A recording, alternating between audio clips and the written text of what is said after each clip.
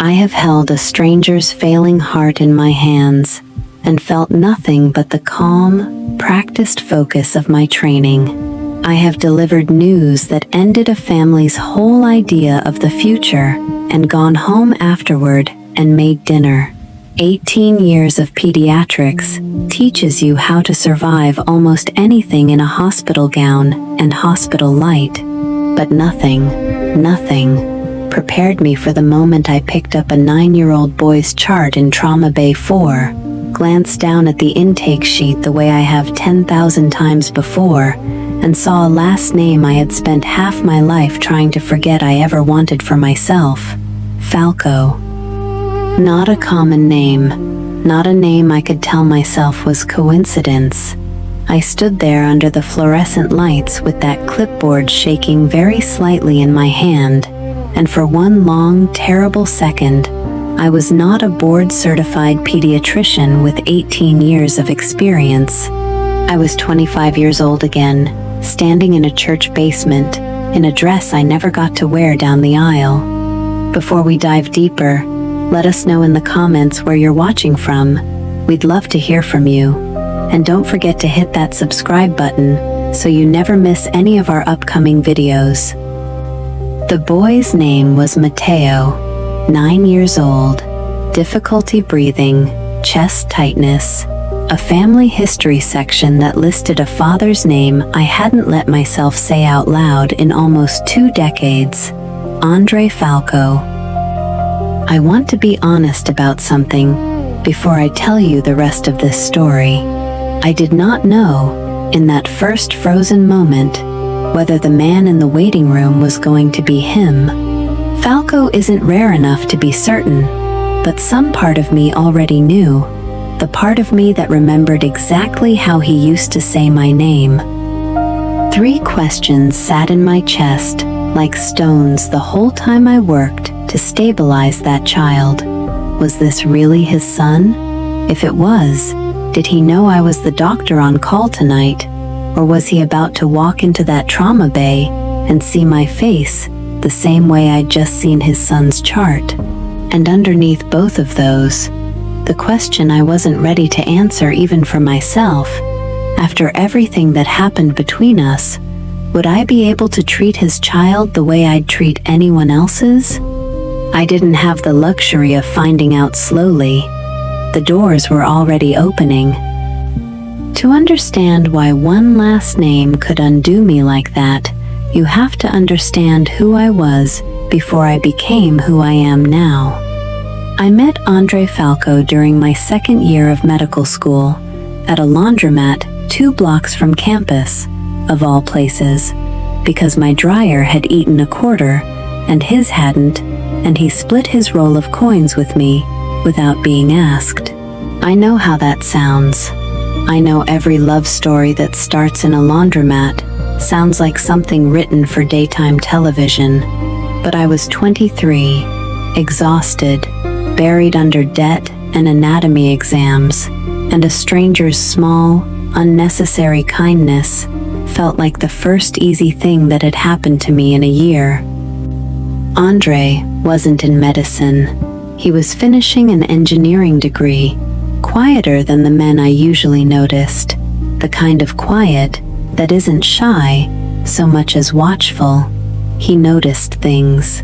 He noticed when I hadn't eaten. He noticed when I came home from a rotation too tired to speak, and just made tea and sat with me instead of asking me to perform being fine. For 2 years, while I was becoming a doctor in the hardest, loneliest sense of that process, Andre Falco was the only steady thing in my life. He proposed the summer before my 3rd year, on the roof of his apartment building, with a ring that had belonged to his grandmother. I said yes before he even finished the sentence. I remember thinking, with the kind of certainty you only have when you're 25 and have never yet been wrong about anything that mattered, this is the rest of my life, and it is going to be good. What I didn't know, what I wouldn't understand until it was already too late to matter, was that Andre's mother had never approved of me, not because of anything I'd done, because of what she wanted for her only son, which was not a woman who would spend the next decade in residencies and fellowships and overnight calls, who would come home smelling like a hospital instead of dinner, who would put a pager above a family. Odessa Falco never said any of this to my face. She said it to Andre for months, quietly, patiently, the way certain kinds of cruelty are administered, not as a single blow, but as a slow erosion, one conversation at a time, until the person on the receiving end starts to believe the doubt was always their own. By the following spring, 3 weeks before our wedding, Andre came to me and said he needed time. Not that he didn't love me, that he needed time. As if love were a scheduling problem, something you could simply reschedule for later, like a dental appointment. I remember standing in that same church basement where we were meant to hold our reception, holding a dress I would never wear, listening to a man I had built my whole future around tell me that his mother thought I would make him unhappy, and that maybe, she was right. I didn't fight for him. I want you to understand that clearly, because I've spent 18 years turning that decision over in my mind. I didn't beg. I didn't call his mother and demand she explain herself. I packed 2 boxes, moved into a shared apartment near the hospital, and buried the entire relationship under work, the way I have buried almost everything difficult in my life. I finished my residency. I became a doctor other people trusted with their children. 3 years later, I met Nathaniel at a hospital fundraiser, and the life I have now, my husband, my son, my daughter, grew up around that old wound, like scar tissue, thick enough that most days I forgot it was even there. I never saw Andre Falco again. I never learned whether he married the kind of woman his mother wanted for him, whether he had children, whether he ever once thought about the ring that used to sit on my hand.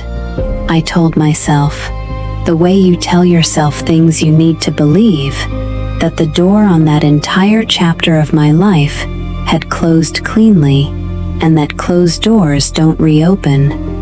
I was wrong about that. Doors reopen. Sometimes they reopen at 11 o'clock on a Tuesday night, in a trauma bay, on the intake chart of a 9-year-old boy who is struggling to breathe. Matteo Falco came in by ambulance with what the paramedics initially called a possible severe allergic reaction, swelling in his airway, wheezing, a rash spreading up both forearms. My charge nurse, Colleen Ratliff, met the stretcher with me at the bay doors, calling vitals as we moved. Sats are dropping, Dr. Winters, 89 and falling. Epi, 0.15 milligrams, now, I said, already reaching for the boy's arm, already doing what 18 years of training does for you, when your body knows the steps before your mind has caught up to the moment. That's the strange mercy of emergency medicine. Your hands can keep working, even when everything else in you has gone very still. I administered the epinephrine. I called for a second IV line. I listened to this child's lungs and watched his small chest fight for air, and did every single thing I have done 100 times before for 100 other children, and only once his oxygen began climbing back toward the number I needed to see did I let myself look, really look, at the intake sheet clipped to the end of the bed. Patient, Matteo A. Falco, age 9, father, Andre Falco, mother, Priscilla Falco. I felt my stomach drop the way it does on the first hill of a roller coaster, that specific lurch of falling in a body that hasn't moved. Dr. Winters? Colleen was watching me. She's worked beside me for 6 years. She knows my face in a crisis, and she was seeing something on it she'd never seen before. "You good?" "I'm good," I said, because I had a job to do, and because I have spent my entire adult life learning how to keep working with my hands while something inside me quietly falls apart. "Let's get him on the monitor and get an allergy panel started. I want to know what he was exposed to." We stabilized him. His oxygen climbed to 94, then 96. The swelling in his throat began to ease under the epinephrine and the steroids we pushed next. By the time his vitals were holding steady enough for me to step back from the bedside, I had maybe 90 seconds before the family would be allowed back to see him. 90 seconds to decide whether I was going to walk out to that waiting room myself, or send someone else, or simply hide in the supply closet like a coward for the rest of my shift. I chose to walk out myself. I have never once, in 18 years of practicing medicine, avoided a family because facing them was hard for me, personally. I wasn't going to start with this one, no matter what it cost me. He was standing at the nurse's station when I came around the corner. Older, obviously, we both were, with gray threading through his hair at the temples and lines at the corners of his eyes that hadn't been there the last time I'd memorized his face. But it was him, Andre Falco, in a work jacket with a hardware store logo on the chest, gripping the edge of the counter like it was the only thing keeping him upright. He saw me before I finished saying his son's name, and I watched every color drain out of his face in real time. "Renee?" His voice cracked on the second syllable of my name, like he wasn't sure it was allowed to still fit in his mouth. "He's stable," I said, because that was the only sentence in that entire moment that actually mattered, and because I needed to say it before either of us said anything else. "Your son is stable. His oxygen is recovering, the swelling is going down, and we're running tests now to find out what triggered the reaction. I need you to focus on that first, Andre. Everything else can wait." His wife arrived 40 seconds later, a slim woman with kind, frightened eyes, introducing herself in a rush as Priscilla, asking rapid-fire questions about Mateo's condition that I answered as clearly and gently as I could, watching Andre the entire time out of the corner of my vision, watching him watch me, both of us performing an entirely different kind of composure than the one either of us was actually feeling. "You two know each other?" Priscilla asked, catching something in the air between us that neither of us had managed to fully hide. I looked at Andre. He looked at the floor. "We knew each other a long time ago," I said, "before either of our lives looked anything like they do now." It wasn't a lie. It also wasn't the whole truth, and Andre knew it, and for one terrible second, I watched him decide whether he was going to correct me in front of his wife, in a hospital hallway, with his son's life still not entirely out of danger, 20 feet away. He didn't correct me. He just nodded, jaw tight, and asked if he could see his son. And if you're already feeling this one in your chest, the way I felt it standing in that hallway, go ahead and drop a comment right now. I'd love to know if you've ever had to face someone from your past while doing your job, like nothing was wrong. I told him yes. And then I went back to the one job that has never once let me down, no matter how badly the rest of my life has occasionally shaken underneath me. I went back to being Mateo's doctor, but standing at that whiteboard afterward, updating his chart in careful handwriting, I felt my own hands not quite steady for the first time in years. I have delivered devastating diagnoses to strangers without my pulse changing. I have told a mother her son wouldn't make it through the night and kept my voice level enough to help her make the decisions that needed making. And here I was, charting vitals for a stable, recovering 9-year-old, and my pen was trembling like it belonged to someone else entirely. Colleen noticed, of course. She notices everything. She didn't say a word about it in front of the family. She simply took the chart gently out of my hands, finished the entry herself in her own neat print, and told me to go get 5 minutes of air before I came back on the floor. I didn't argue. I stood in the ambulance bay for exactly the amount of time she'd given me, breathing in cold night air, watching red lights turn silently against wet pavement, and made myself the same promise I have made myself through every hard night of this career. Whatever this costs me personally, the boy still gets the best version of me that I have. Then I went back inside and did exactly that. The allergy panel came back inconclusive that first night. No clear culprit in his food history, no known drug allergy, nothing in his environment that Priscilla could point to. Mateo stabilized enough to be moved out of the trauma bay and admitted for observation, and I made the decision, the only decision I could live with, to stay on his case rather than hand it to a colleague. I told myself it was because continuity of care mattered for a patient this complex. That was true. It also wasn't the whole truth, and by the second night, I had to admit that to myself in the quiet of the on-call room, staring at the ceiling instead of sleeping. Colleen found me there around 2 a.m., 2 coffees in hand, and sat down without asking permission, the way only real friends do. "You've been off since Tuesday," she said. "Talk to me or don't. But I'm not leaving until one of those things happens." So I told her, the laundromat, the roof, the ring, the church basement, and the mother who wanted better for her son than a woman who would always answer a pager before she answered her own family.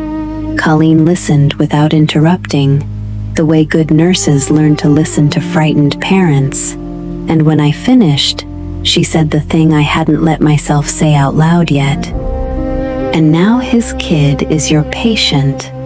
And now his kid is my patient," I repeated, and something about hearing it in her voice, instead of just in my own head, made it feel, for the first time, like something I was actually going to have to survive, rather than simply endure.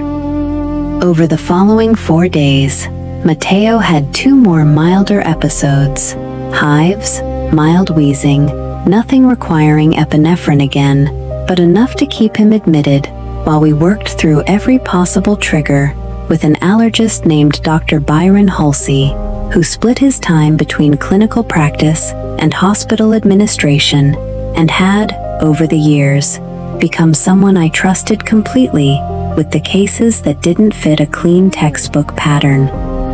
"It's not classic anaphylaxis," Byron told me on day 3, reviewing the labs with me in the hallway outside Mateo's room. "The pattern's inconsistent. Food challenges are negative, no clear environmental trigger, but his tryptase levels spike during episodes. I want to rule out mast cell activation syndrome before we call this idiopathic and send him home with an EpiPen and a shrug." It was good medicine, careful medicine, and it also meant Mateo would be admitted at least 3 more days. 3 more days of walking past his room, of Andre and Priscilla taking shifts at his bedside, of a tension between Andre and me that neither of us had found a way to address directly. It happened on day 4, in the small family consultation room, when Priscilla had stepped out to take a work call, and Andre asked if he could speak with me alone. "I need to say something," he said, and I need to say it badly, because I've been trying to find the right words for 4 days, and I haven't found them. You don't owe me an explanation, Andre. Your son is what matters right now. I know that. I do. But you're treating my son with more grace than I gave you 18 years ago, and I can't keep pretending that isn't sitting in the room with us every single day. He rubbed a hand over his face. My mother didn't think you'd ever put a family first. She said it so many times, I started believing it myself, even though every single thing I actually knew about you said the opposite. You used to skip sleep to sit with me through exams I wasn't even taking. You used to, his voice caught. I let someone else's fear decide my whole life for me, and then I spent years telling myself it worked out fine. Because look, I have a good marriage, I have a son I love more than anything, and all of that's true, but it doesn't erase what I did to you, or what I let her do to you, without ever standing in front of you and taking responsibility for it myself. I sat with that for a long moment, feeling 18 years of carefully buried grief move through me all at once, in a hospital consultation room, of all places, with his son's monitor audible faintly through the wall. I spent a long time being angry at your mother, I said finally, but I've had a lot of years to think about this, Andre, and here's what I've landed on. You were a grown man. She gave you doubt. You're the one who chose to act on it instead of choosing me. That's not a small distinction, even if it's an easier one to sit with, when you're the one who got left, instead of the one who did the leaving. He didn't argue with me. He just nodded, eyes wet, and said, I know. I've known that for 18 years. I just never had to say it to your face before. If this story has you as invested as I was living through it, go ahead and hit that share button and send it to someone who'd understand exactly what I mean. Every share genuinely helps this story reach the people who need to hear it. 2 days later, Mateo's tryptase levels spiked again during a routine blood draw, and Byron confirmed what he'd suspected, a rare form of mast cell activation syndrome, treatable but requiring lifelong management, medication, and careful monitoring. It was, in its own way, good news, a name for the problem, a plan we could actually follow, instead of the terrifying uncertainty of not knowing what might trigger the next episode.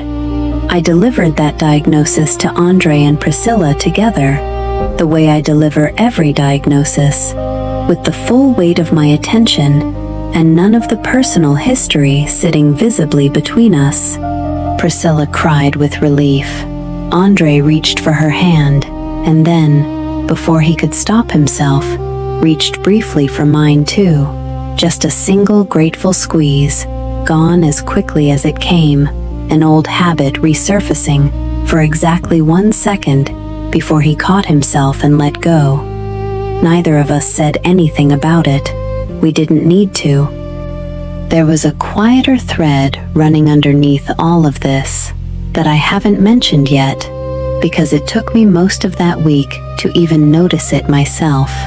Every evening after my shift, I went home to Nathaniel and our children, and every evening, some part of me held back the full truth of what was happening at work. I told him a version of it. An old acquaintance son was one of my patients. It was a little strange, nothing more, because I genuinely didn't know, at first, how to explain the size of what I was actually feeling without making it sound larger in our marriage than I needed it to be. It wasn't until the 4th night, lying awake beside him at 2 in the morning, that I finally told Nathaniel everything. The laundromat, the ring, the church basement, all of it, 18 years late. He listened the way he always listens to the parts of me I've kept folded away, without interrupting, without making it about himself, without asking me to reassure him that Andre Falco's reappearance meant nothing. When I finished, he was quiet for a moment, and then he said something I've turned over in my mind many times since. "I'm not worried about a man who let you go, Renee. I'm grateful to him, honestly, in the strangest way. If he hadn't, I wouldn't have you." It wasn't a grand romantic speech. It was just Nathaniel, plain and steady, the way he has always been, and it did more to settle me that night than anything Andre or his mother could have said. I also want to tell you about a smaller, secondary thread that ran beneath the medical mystery of Mateo's diagnosis, one I only pieced together near the end of his stay. A resident on my team, reviewing Mateo's chart independently, flagged an old note from a prior pediatrician years earlier suggesting a possible autoimmune component that had never been followed up on. It turned out to be a dead end, unrelated to the mast cell activation syndrome Byron eventually diagnosed. But for 2 full days, it sent us down a path of additional testing, additional worry for Priscilla, additional hours I spent cross-referencing old records instead of sleeping. I mention it only because it's true to how medicine actually works. Not every thread you pull leads somewhere, and learning to let go of the ones that don't is its own kind of discipline, one I've had 18 years to practice and still haven't fully mastered. The twist, when it came, wasn't about Andre at all. It was about his mother. On Mateo's last night of admission, Odessa Falco came to visit her grandson, the first time she'd appeared at the hospital in 9 days, and the first time I had seen her in 18 years. She was older, smaller than I remembered, walking with a cane she hadn't needed the last time our paths crossed. She stopped cold in the doorway of the nurse's station when she saw my name badge, and for a moment, neither of us moved. "Dr. Winters," she said slowly, testing the name carefully, like she was checking it against a memory. "Renee, Mrs. Falco." "I heard you were his doctor. I didn't believe it until now." I kept my voice level, professional, the voice I use for every difficult family member I've ever had to manage. "Your grandson is doing very well. He'll be discharged tomorrow with a full management plan." She didn't move to leave. Instead, she did something I never once expected from the woman who had quietly dismantled my entire engagement 18 years earlier. She apologized. "I've thought about you more than you'd probably believe," Odessa said, gripping her cane with both hands. "I told myself for years that I did Andre a favor, that I saved him from a life of empty chairs at dinner and missed birthdays. And then I watched my own son build exactly that life anyway. Priscilla works long hours too. Did you know that? She's a paralegal, home late most nights, and Andre manages just fine, because that's what love actually requires. Managing, not perfect schedules." Her voice wavered. "I didn't save him from anything. I just made sure the woman who loved him enough to build a life around him wasn't you." I felt something in my chest that I hadn't expected to feel. Not the vindication I might have imagined wanting for 18 years, but something closer to grief for all of us, for how much unnecessary pain one frightened, controlling woman had managed to cause simply by refusing to trust her son to make his own choice. She stood there a moment longer, gripping the cane tighter, and I could see how much this admission had cost her. Not in the easy way people apologize when there's nothing left on the line, but in the harder way, People apologize when the apology can't actually fix anything, when all it can do is be true. "Why are you telling me this now?" I asked. "Because I watched you save my grandson's life 4 separate times this week without once letting what I did to you 18 years ago affect the care you gave him," she said. "And I am ashamed, Dr. Winters, that it took watching a stranger show my family more grace than I ever showed you, for me to finally understand what I actually cost my son." There was a second layer to this revelation I hadn't anticipated, and it came from Priscilla the following morning, quietly, while Andre was down in the pharmacy picking up Mateo's discharge medications.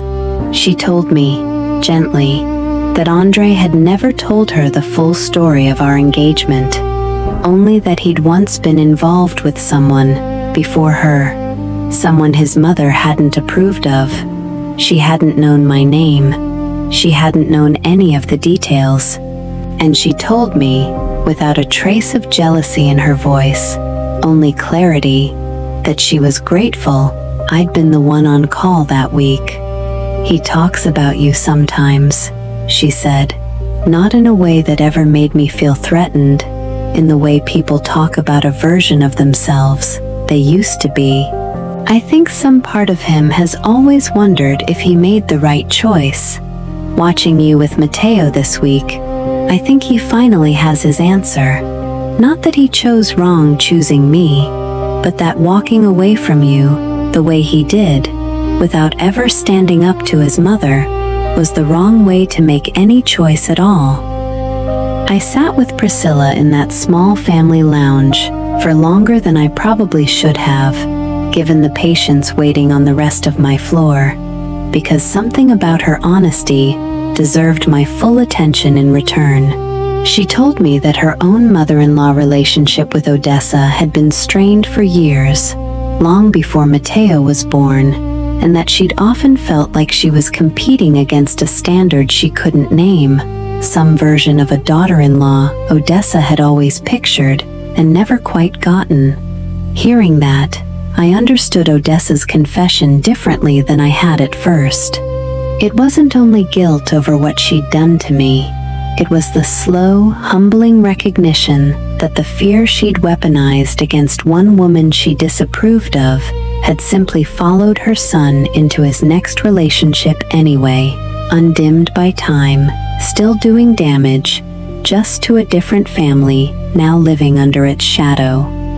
Before you keep watching, if you've got a mother-in-law story of your own, good, bad, or somewhere in between, I want to hear it in the comments.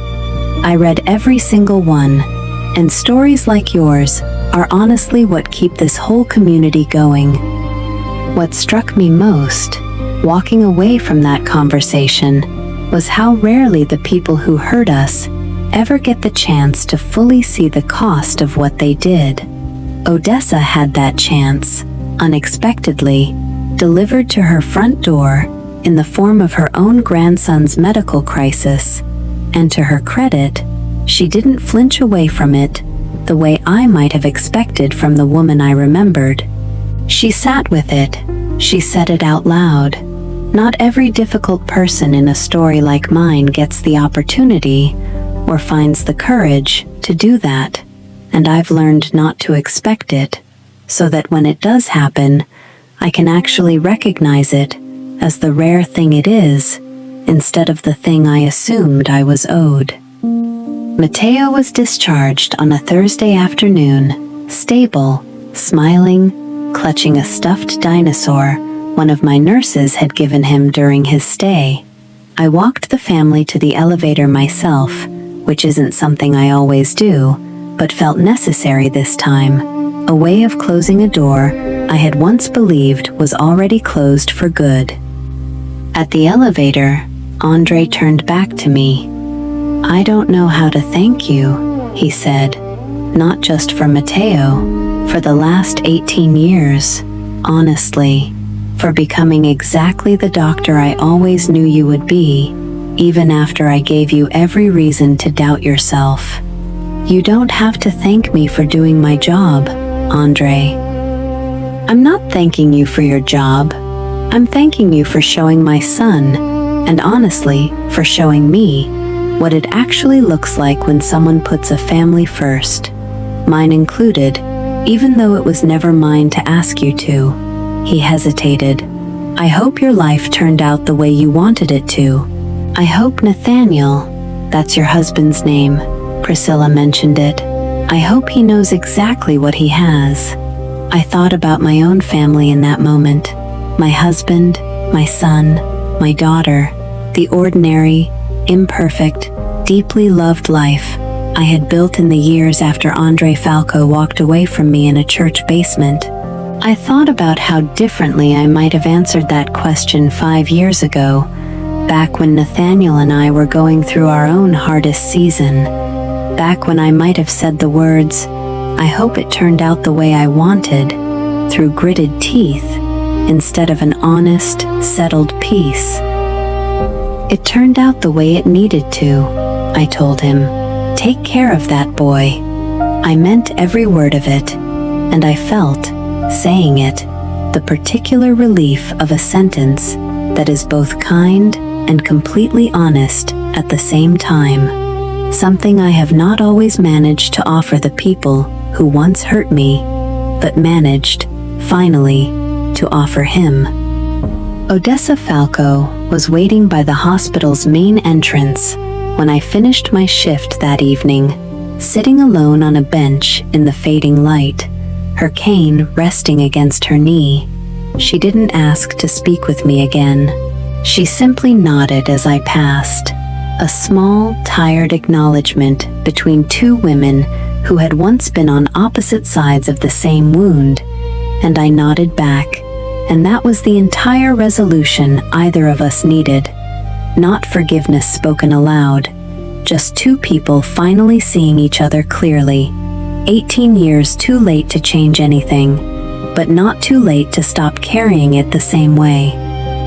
Driving home that night, I found myself thinking less about Andre than about Odessa's confession, about how much damage a parent's fear can do when it's allowed to operate as certainty instead of what it actually is.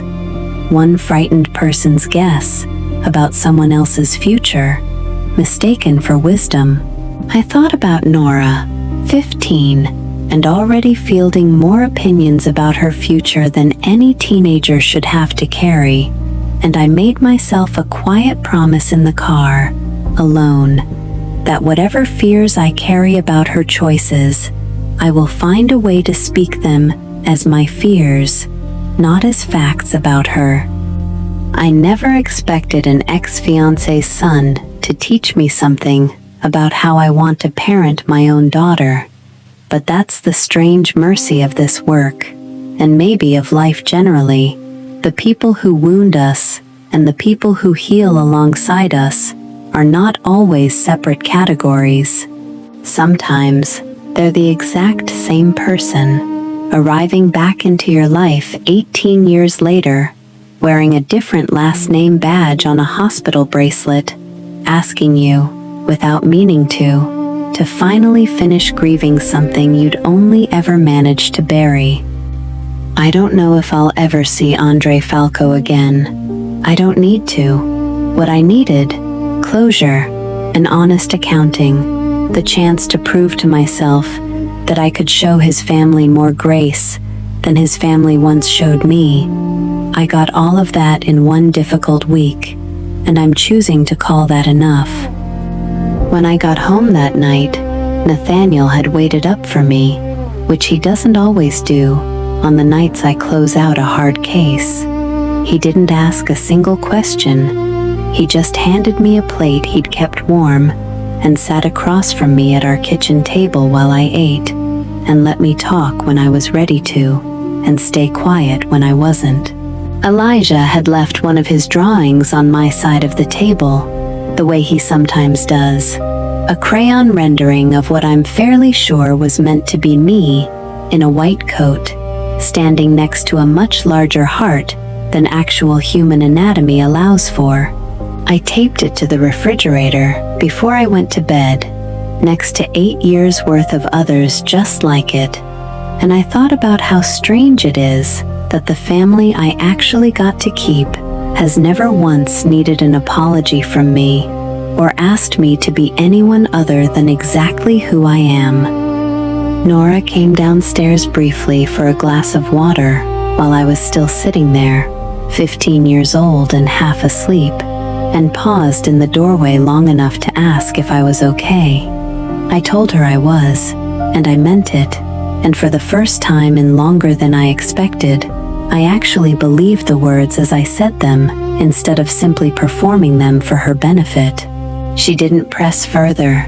She just kissed the top of my head, the way she started doing lately instead of the other way around, and went back up to bed, and I sat there a while longer in the quiet of my own kitchen, in the life I built after Andre Falco decided I wasn't worth defending, grateful in a way I don't often let myself fully feel for every single ordinary, unremarkable thing about it. I've told you a lot of hard stories from my life over the time you've been watching. Stories about the hospital board, about my mother-in-law, about the patients who changed me. But this one sat differently, because it wasn't really about Andre in the end. It was about a mother's fear, and how far that fear can travel, and how long it can keep costing people who had nothing to do with causing it in the first place. So here's what I actually want to know from you, because I've been sitting with this question myself since the night Matteo was discharged. Do you think Andre owed me that apology after 18 years? Or do you think some things are better left unspoken once too much time has passed? I go back and forth on it myself, and I'd genuinely love to hear where you land. If this story moved you the way it moved me to live through it, do me a favor and hit that like button before you go. It genuinely helps more people find these stories, and it costs you nothing but a second. And if you've got a friend, a sister, a mother, who's ever had to make peace with a version of her own past she thought was long buried, send this one her way. She might need to hear it as much as I needed to live it. Leave me a comment and tell me your honest thoughts on Odessa's confession. Did it change how you saw her? Or was it too little, too late for you? I read every single one of them, even the ones that disagree with me. And I promise you, disagreeing with me is always welcome here. Turn on your notifications if you haven't already, because my story is far from finished. There's a great deal more of my life I haven't shown you yet, and I don't want you to miss a single chapter of it. And if you're new here, subscribe to the channel so you're with me for whatever comes next, because there is always something next in this life of mine. Last thing, and it's my favorite part of every single one of these videos, tell me in the comments where in the world you're watching this from tonight. I love knowing how far these stories travel, and I love knowing you're out there with me. Until the next one, take care of the people who are still choosing you every single day, the way I've learned to take care of mine.